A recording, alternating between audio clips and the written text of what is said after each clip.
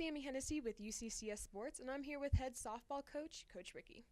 So, Coach, this again was an undefeated game on Friday, and so you are 7-0 for a home record and 11-8 for an overall record over the season. What does it mean to you and your team to be undefeated at home? Well, I think anytime you're at home, you want to make sure that you're showing your fans a good outing. And so to be able to do that on a long day with a lot of variable conditions throughout the day was really cool to see.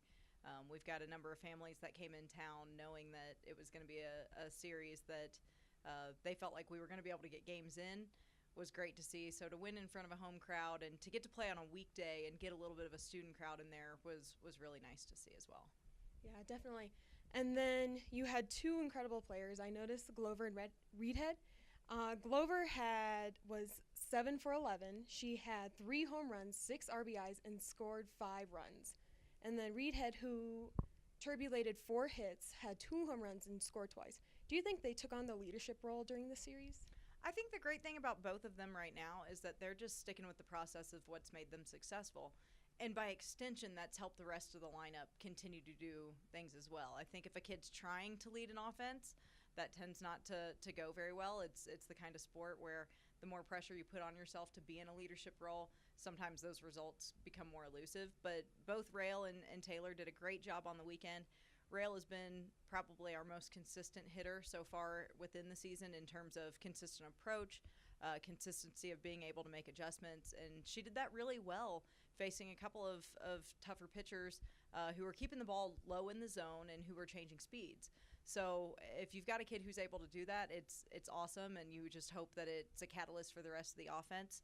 Taylor Reedhead has been a little bit of a slower start, I would say, than she had at this time last year, and she's been kind of working out of that. So it was great to see her loosen up at the plate and swing a little freer than she has been.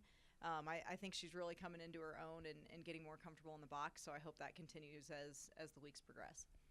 And then I know the weather really hasn't been good for you guys. It canceled Saturday's game, which is a kind of a bummer. But do you think this weather has had an effect on your players and their way of performing in either a good or a bad way? I think that it's brought out quite a bit of their toughness. I mean, a few weeks back when we were in Oklahoma, we played in much colder conditions than we've even seen here. Playing in a tournament that didn't have as stringent a weather policy as what the RMAC does for conference games, and they handled that very well. They were all cold. It was obvious that they were, but they competed every day in really tough conditions.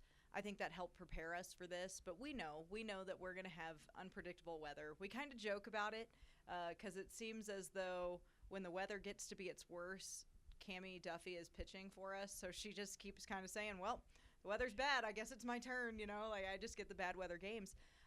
But they're doing a good job of adapting to it and managing, their just the way that they feel while they're playing. So it's tough. It's definitely a sport that you feel a little bit slower and a little bit more sluggish when you're, constantly shivering and doing those kinds of things because there's just not enough action to keep you warm.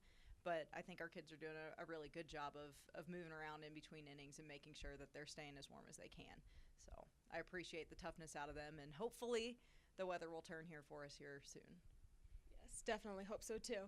And then this week you are going against New Mexico Highlands and MSU Denver, and you're traveling this time. Do you think the travel is going to have any effect on your team's performance? I would like to think not. It's a pretty short trip in the grand scheme of things. We'll be able to do our normal routine as far as, we've been doing a mid-afternoon practice on Fridays when it's a little bit warmer, and then we'll leave later in the afternoon on a pretty short trip. So the weather there is supposed to be pretty comparable to what we're supposed to see here. I think our team enjoys traveling together. We've been doing some things to try to get them more interactive on road trips, getting their phones out of their hands and just spending some time really kind of enjoying each other, and they're playing card games and doing stuff like that. So I think part of them really, really enjoys the travel aspect of it.